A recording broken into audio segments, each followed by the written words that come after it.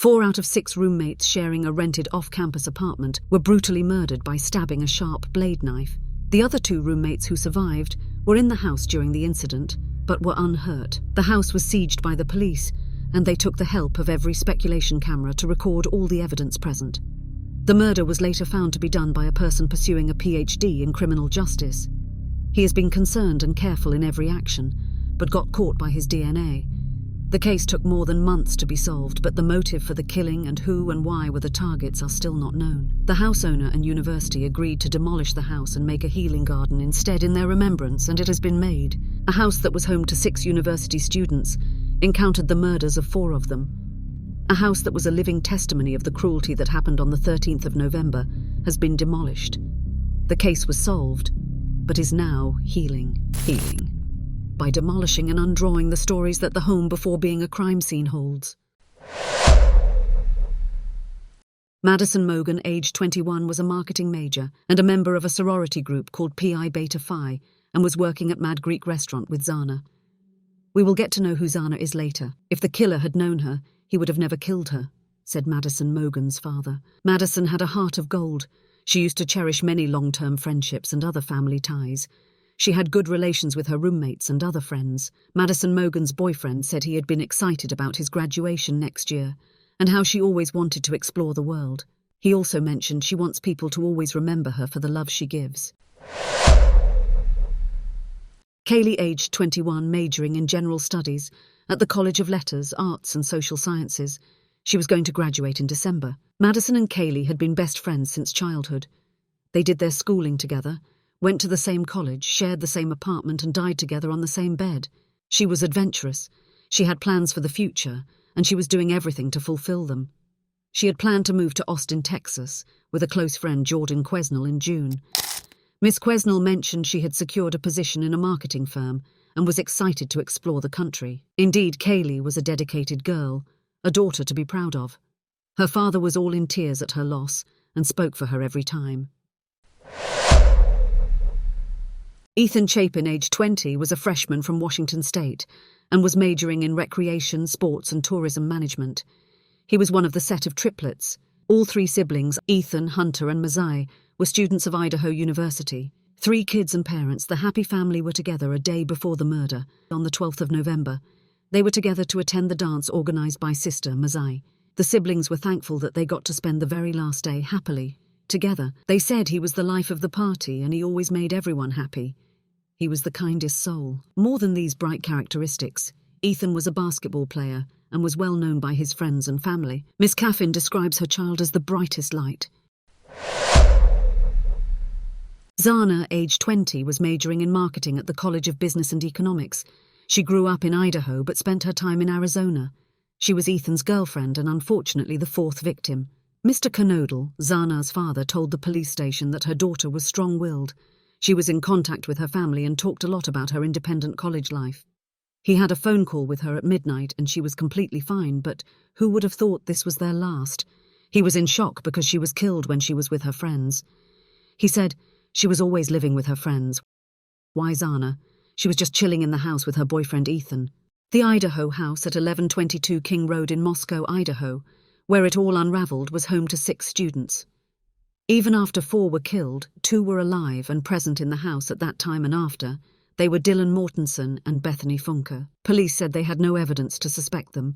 The other 2 were unhurt, and police didn't know if they even witnessed the slaughter. One of the surviving students told police that she heard some noise coming from outside, so she looked out of her bedroom door to check from where the noises were coming.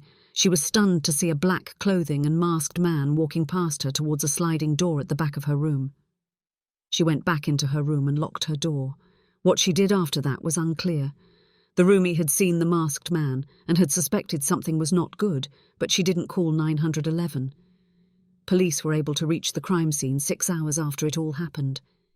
The uninvited enemy reached the house around 4 in the morning, but before that the victims were out of their home. The 2 surviving roomies had been supportive and wrote letters about what they wanted to say. Police were tracking the victims and their timelines of when they went outside and came back to their homes. According to Zana's father, she and her boyfriend had returned home after a fraternity party around midnight. They left the party around 10:20, as said by Moscow police. At that time, Kaylee and Madison had left the Home for Corner Club in North Main Street, as said by Kaylee's mother. Around 1:30 a.m, they left the club and appeared on the Twitch live stream at Grub Truck. After that, they took a private Uber to reach back home at 1:50 a.m. The drive took them 5 to 6 minutes to reach home, and around 1:56 they were home. After coming home, Kaylee and Madison called several times to Kaylee's ex-boyfriend, but he didn't answer. After that, investigators believed they were all going to sleep, and around 2 to 3 they were asleep. At this time, the investigators believed they were murdered. Later on Sunday, Dylan Mortensen woke up and went to the other four. When she was trying to wake them up, they didn't respond. After that, they called the police at noon. After a small speculation, all of the four were declared dead. When police arrived at the location, they saw the gate was open and there was no traces of any force opening the door. The killer just came in and stabbed multiple times the victims who were on the first and second floors, leaving a girl on the ground floor and a student on the first floor sleeping with Kaylee and Madison in another room. Despite the perfect killing, the killer had left his knife cover in Madison's room. The knife cover had DNA that police were matching with every person connected to the case. In a surveillance recording obtained from the neighborhood, a white Elantra was shown passing by the victim's house multiple times from 3:02 to 4:20. The car was shown speeding up from the victim's neighborhood. It was seen for the last time at 4:20 a.m. The investigators traced the ownership of the car to a local individual named Brian Koberger, who drove this car with his father to the Pocono Mountains of Pennsylvania. Investigators tracked his phone using a cell phone tower. The phone was off around 2:47 a.m. in Pullman and was turned on at 4:48 a.m. On thorough investigation, it was found that Koberger's phone was around the victim's house 12 times in a month. All 6 students were living together in an off-campus rented apartment in Moscow. The 3-story building had 2 rooms on each floor. The city had its last murder in 2015 since the Idaho murders.